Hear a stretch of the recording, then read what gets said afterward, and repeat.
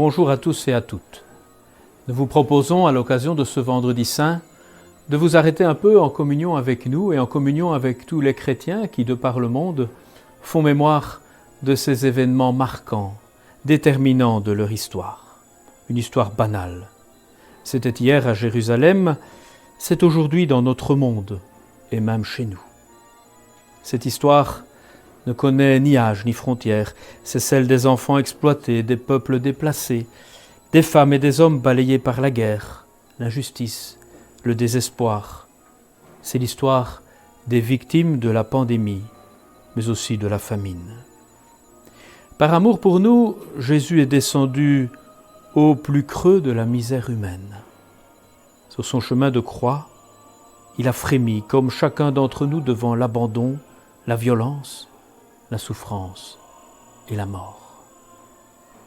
Désormais, le mystère tellement troublant de notre mort est habité par Dieu lui-même. En Jésus, Dieu a connu notre mort. Et là, il ouvre un passage, il crée une brèche. Par sa passion et sa résurrection, le Christ nous révèle que, pour toujours, l'amour est plus fort que la haine, la vie est plus forte que la mort. Cette espérance radicale nous conduit à refuser aujourd'hui tout ce qui écrase l'être humain. Elle nous engage à travailler, là où nous sommes, au surgissement d'un monde neuf. Ensemble, traçons sur nous ce signe extraordinaire, ce signe puissant d'amour, le signe de la croix. Au nom du Père et du Fils et du Saint-Esprit. Amen.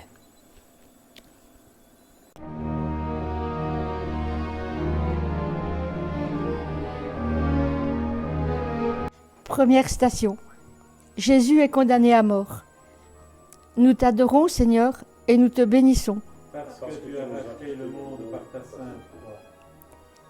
Pilate amena Jésus au dehors. Il le fit asseoir sur une estrade à l'endroit qu'on appelle le dallage, en hébreu Gabbatha. C'était un vendredi, la veille de Pâques, vers midi. Pilate dit aux Juifs : « Voici votre roi. » Mais ils se mirent à crier : « À mort, crucifie-le !» Pilate reprit : « Vais-je crucifier votre roi ?» Les chefs des prêtres répondirent : « Nous n'avons pas d'autre roi que l'empereur. » Jésus a tout donné. Il a tout offert. Il avait parlé d'amour, guéri les malades et des cœurs innombrables. Les petits, les pauvres, les chômeurs, les SDF, les étrangers, les sans-abri, les sans-papiers, les malades. Tout cela, c'est sa priorité. Il est avec les familles de tous ceux qui ont perdu un être cher ces jours-ci. Il est avec tous ceux qui souffrent dans les hôpitaux ou dans les maisons de repos. Père miséricordieux, dans ton immense amour, nous te prions pour tous ceux qui sont condamnés par l'injustice des hommes, par la maladie. Accorde-leur ton aide et ta grâce, que la fraternité s'établisse entre tous les hommes. Deuxième station. Jésus est chargé de sa croix. Nous t'adorons, Seigneur, et nous te bénissons. Parce que tu as racheté le monde par ta sainte croix.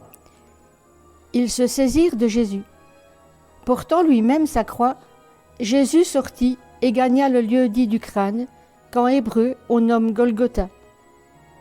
Celui qui veut marcher à ma suite, qu'il renonce à lui-même, qu'il prenne sa croix chaque jour et qu'il me suive. Car celui qui veut gagner sa vie la perdra, mais celui qui perdra sa vie pour moi la sauvera. Nos croix sont lourdes sur nos épaules, nos croix de tous les jours, croix plantées par la vie dans les cœurs et dans les corps. Elle est longue la route pour gravir nos calvaires et accepter la croix. Marchons pas à pas, chacun a son mystère, chacun avec patience dans l'attente du jour nouveau. Posons nos croix sur la croix de Jésus. Elles deviendront alors comme un arbre de vie. Seigneur, pour être ton disciple et avoir part à ton royaume, il faut prendre sa croix et te suivre. Aide-nous à saisir, comme toi, nos croix à bras le corps et à marcher, jour après jour, dans l'espérance de trouver avec toi le repos et la vie. Troisième station. Jésus tombe sous le poids de la croix. Nous t'adorons, Seigneur, et nous te bénissons. Parce que tu as racheté le monde par ta sainte croix. Qui aurait cru ce que nous avons entendu? Il était méprisé, abandonné de tous, homme de douleur, familier de la souffrance. Pourtant, c'étaient nos souffrances qu'il portait, nos douleurs dont il était chargé. C'est par ses blessures que nous sommes guéris. Jésus, tu tombes. Tu tombes d'épuisement, tu tombes sous le poids de la croix et de la cruauté des êtres humains. Tu n'es plus le maître debout qui parle avec autorité. Ce n'est plus toi qui fais des miracles. Te voilà faible. Te voilà homme de douleur, gisant par terre. Tu tombes car l'amour se fait faiblesse. Qui te relèvera? Aujourd'hui, tant de personnes sombrent dans l'inquiétude des lendemains, dans la dépression. Tant d'hommes, tant de femmes se sentent écrasés par la désespérance, par l'angoisse, la tristesse, la solitude. Qui les relèvera? Père miséricordieux, ton Fils a vécu pour nous l'humiliation, le rejet, la moquerie. Nous te rendons grâce de nous avoir aimés jusqu'au bout. Quand nous tombons, donne-nous de nous relever malgré tout, les yeux fixés sur toi dans la confiance.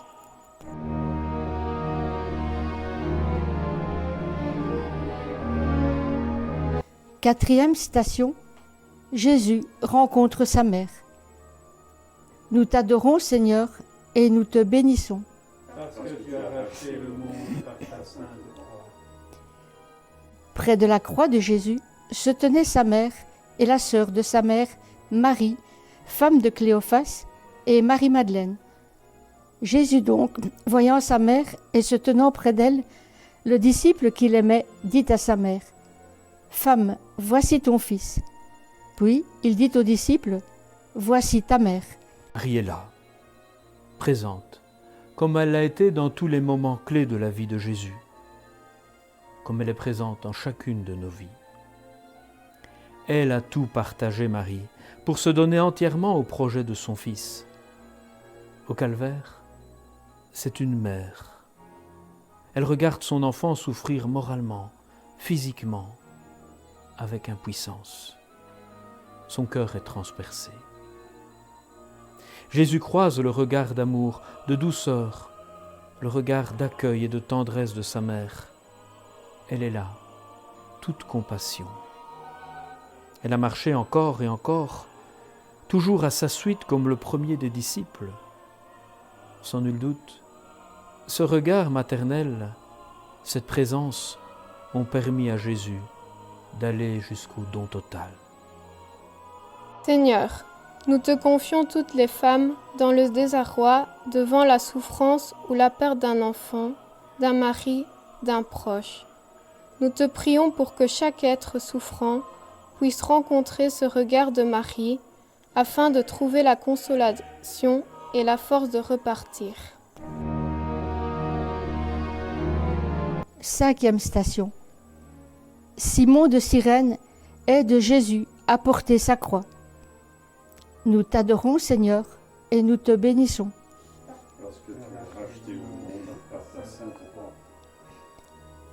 Comme ils l'emmenaient, ils prirent un certain Simon de Cyrène qui revenait des champs et le chargèrent de la croix pour la porter derrière Jésus. Réquisitionné. Simon n'a pas le choix. Il est forcé de soulager un peu la peine de se condamner. Et ainsi, en portant la croix avec Jésus, c'est sans le savoir la peine de toute l'humanité qu'il a un peu soulagée. Et cet événement semble l'avoir marqué puisque ses fils, Alexandre et Rufus, sont devenus chrétiens. Avec Simon, nous sommes solidaires de tous les pauvres qui frappent à notre porte. La faim, La soif, la maladie, la misère, le respect, les droits de l'homme, c'est notre affaire. Tu as voulu, Seigneur, nous montrer par Simon de Cyrène que nous pouvons participer à ta passion, porter ta croix avec toi. Donne-nous de voir autour de nous ceux qui ont besoin d'être aidés et de porter leur croix avec eux. Prions aussi pour tous les soignants qui, comme Simon de Cyrène, aujourd'hui, viennent en aide aux malades au risque de leur propre vie. 6e station. Véronique essuie le visage de Jésus. Nous t'adorons, Seigneur, et nous te bénissons. Parce que tu as racheté le monde par ta sainte croix. J'ai eu faim, et vous m'avez donné à manger. J'ai eu soif, et vous m'avez donné à boire. J'étais un étranger, et vous m'avez recueilli. Nu, et vous m'avez vêtu. Malade, et vous m'avez visité. En prison, et vous êtes venu à moi. Dans les évangiles, il n'y a pas de trace de cette femme qui sort de la foule et qui vient vers le visage meurtri du condamné. Véronique pose un geste de tendresse, courageux et spontané, à l'égard de celui que tous ont rejeté. Pilate demandait « Qu'est-ce que la vérité ?» Véronique, elle, pose un geste de vérité. Et c'est alors le visage de Dieu qui se révèle comme visage de lumière dans la face du condamné. Seigneur, dans le visage défiguré de ceux qu'on a jetés hors de l'humanité, c'est ta face de lumière qui nous fait signe. Ne nous permets pas de nous dérober au visage du pauvre, à ton visage. Tu nous as lavé les pieds, apprends-nous à laver les pieds les uns aux autres. 7e station. Jésus tombe une 2e fois. Nous t'adorons, Seigneur, et nous te bénissons. Parce que tu as racheté le monde par ta sainte croix. Jésus, lui qui est de condition divine, n'a pas considéré comme une proie à saisir d'être l'égal de Dieu. Mais il s'est dépouillé, prenant la condition de serviteur. Il s'est abaissé, devenant obéissant jusqu'à la mort sur une croix. Celui qui a dit au paralysé et à la fille de Jaïr « Relève-toi », voilà qu'il tombe, plusieurs fois selon la tradition. Jésus n'est pas venu de haut, en grand Seigneur se pencher sur nos détresses. Il les a prises sur lui jusqu'à en être écrasé.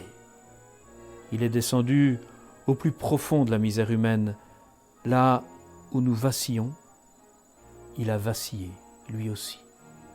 Père, toi qui n'abandonnes jamais tes enfants, regarde ceux qui sont déchirés dans leur corps ou dans leur cœur, ceux qui n'en peuvent plus de souffrance, ceux dont la maladie a tué l'espoir, ceux qui vacillent et qui tombent. Regarde-les tous, Père de Jésus, ce sont tes enfants crucifiés. 8e station. Jésus parle aux femmes de Jérusalem. Nous t'adorons, Seigneur, et nous te bénissons. Parce que tu as racheté le monde par ta sainte croix. Le peuple, en grande foule, le suivait, ainsi que des femmes qui se frappaient la poitrine et se lamentaient sur lui. Il se retourna et leur dit : « Femmes de Jérusalem, ne pleurez pas sur moi, pleurez sur vous-même et sur vos enfants. » En consolant ces femmes, Jésus veut consoler toutes les femmes de la terre, celles qui pleurent un être cher, celles qui n'ont pas pu accompagner jusqu'au bout du chemin celui qui a définitivement fermé ses yeux, toutes celles qui se mobilisent aujourd'hui pour le respect des droits humains et de la justice.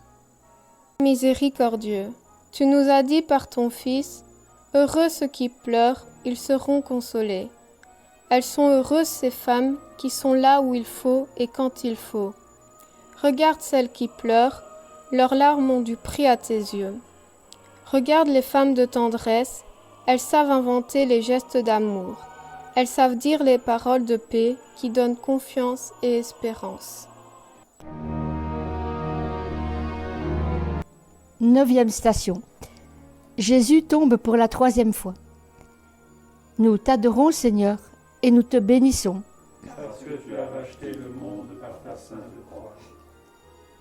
Venez à moi, vous tous qui peinez sous le poids du fardeau, et moi, je vous donnerai le repos. Prenez sur vous mon joug, et mettez-vous à mon école, car je suis doux et humble de cœur, et vous trouverez le repos de vos âmes. Encore une fois, il est tombé.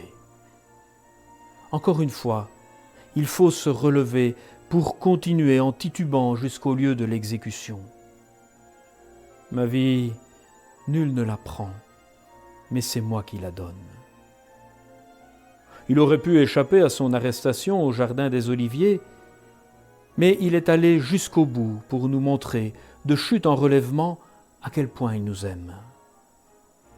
Durer, recommencer à aimer, donner sa confiance, savoir pardonner, décider de poser un regard positif sur celui qui nous a déçus, continuer à espérer.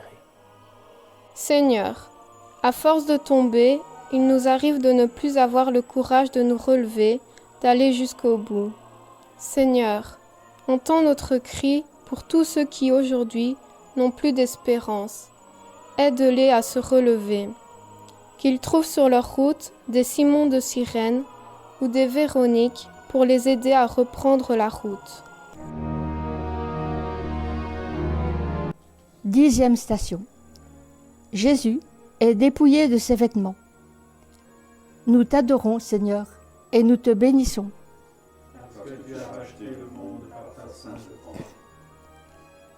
La tunique était sans couture, tissée d'un seul tenant depuis le haut. Les soldats se dirent l'un à l'autre: ne la déchirons pas, mais tirons-la au sort. Pour que l'écriture soit accomplie, ils se sont partagés mes habits et mon vêtement, ils l'ont tiré au sort. Jésus est mis à nu, entièrement dépouillé. Il est là, exposé à tous les regards. Se donner pour que les autres vivent est un acte de dépouillement. Se dépouiller consiste précisément à tout donner, jusqu'à tout perdre, même la vie. Se dépouiller est un acte de passion, puisque par amour on livre tout, même s'il faut en souffrir. Jésus s'est dépouillé, puisqu'il a accepté de tout perdre, afin que le monde gagne la vie. Jésus se donne, afin que tous trouvent la vie. Se dépouiller est vraiment un acte d'amour. Seigneur, fais-nous prendre conscience que nous devons jour après jour préserver ce que tu nous as confié. En ces temps de crise, apprends-nous à partager avec les plus pauvres qui n'ont pas la possibilité de se confiner, de se protéger. Ils manquent de tout, leur seule préoccupation, trouver de quoi survivre. 11e station. Jésus est cloué sur la croix. Nous t'adorons, Seigneur, et nous te bénissons. Parce que tu as racheté le monde par ta sainte croix. Lorsqu'ils furent arrivés au lieu dit le crâne ou calvaire, on mit Jésus en croix avec les 2 malfaiteurs, l'un à droite, l'autre à gauche. Jésus disait: Père, pardonne-leur, car ils ne savent pas ce qu'ils font. Aujourd'hui, tant d'êtres sont cloués sur des lits d'hôpitaux. Des familles vivent dans l'angoisse, le corps médical dans le stress. Pensons à eux. Pensons aux personnes handicapées, aux malades, aux aînés dans les maisons de repos qui ne reçoivent plus de visites. Pensons aux blessés de l'amour, aux séparés, aux divorcés, aux souffrants de la relation. Pensons aussi aux victimes des catastrophes naturelles, à ceux qui, aujourd'hui encore, sont martyrisés de par le monde. Seigneur Jésus, au moment où les clous déchirent ta chair, donne-nous de te contempler sur la croix avec reconnaissance pour le don de ta vie par amour. Sois la lumière pour ceux qui marchent dans la nuit. Sois l'espérance des humiliés et des crucifiés de ce monde. Apprends-nous à accueillir ton amour pour que nous soyons pleinement vivants avec toi.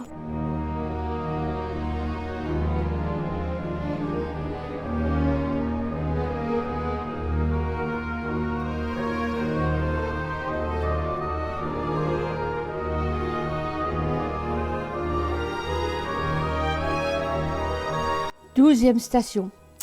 Jésus meurt sur la croix. Nous t'adorons, Seigneur, et nous te bénissons.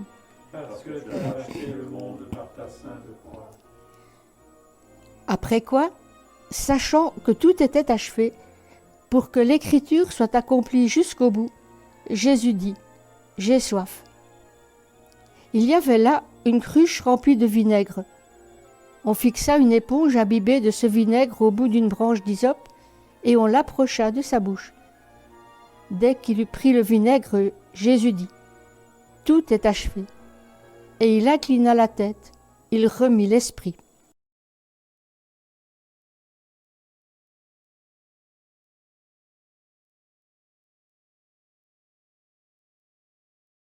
Tout est dit. Tout est accompli.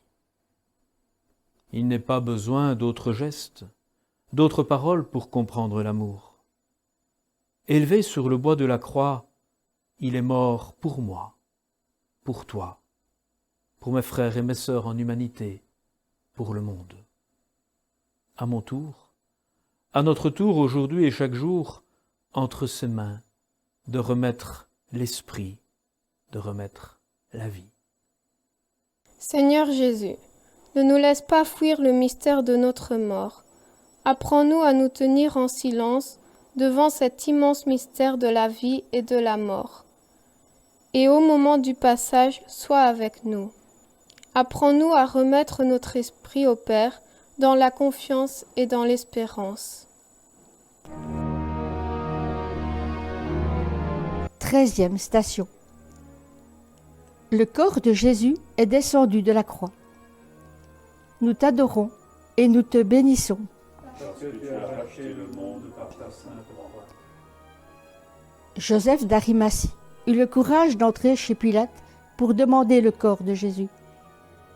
Après avoir acheté un linceul, Joseph descendit Jésus de la croix et l'enroula dans le linceul.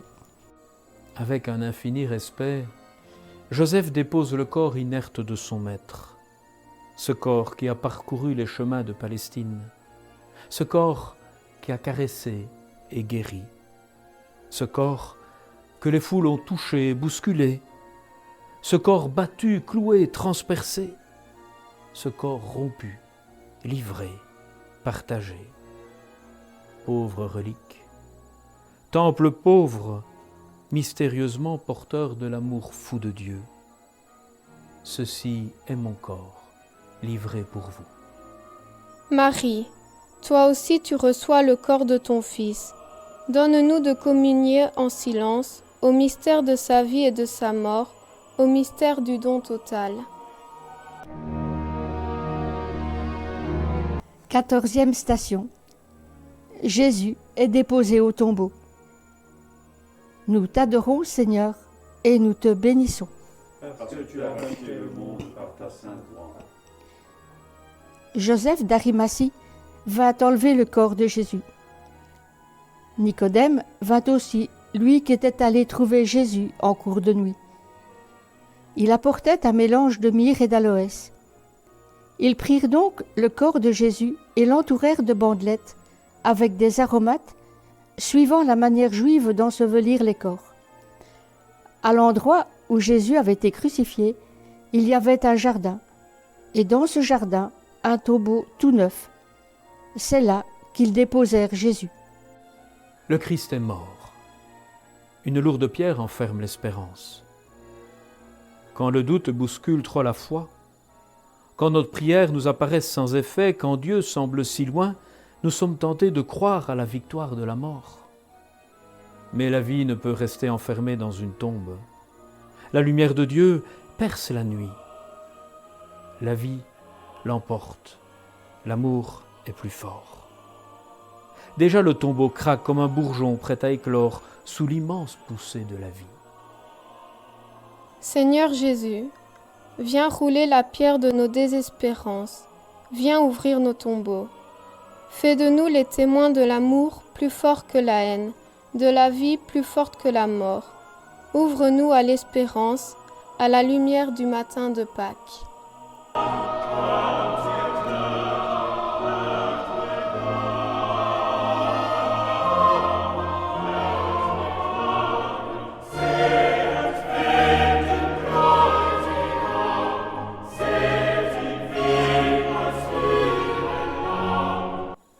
Nous t'adorons, toi le Très-Haut. Tu t'es abaissé et tu nous as élevés. Tu t'es fait pauvre et tu nous as enrichis. Tu as été couronné d'épines et tu nous as fait rois. Tu es mort et tu nous as fait vivre. Tu as été mis au tombeau et tu nous as réveillés. Tu es aujourd'hui avec nous et tu habites notre souffrance, notre solitude. Tu fais renaître l'espérance. Sois béni, toi qui viens tout rayonnant de bonté, aujourd'hui, chaque jour, et pour les siècles des siècles. Amen. Que le Christ, mort par amour afin de nous donner la vie, nous garde dans sa bénédiction, et que sa paix soit toujours avec vous et avec votre esprit.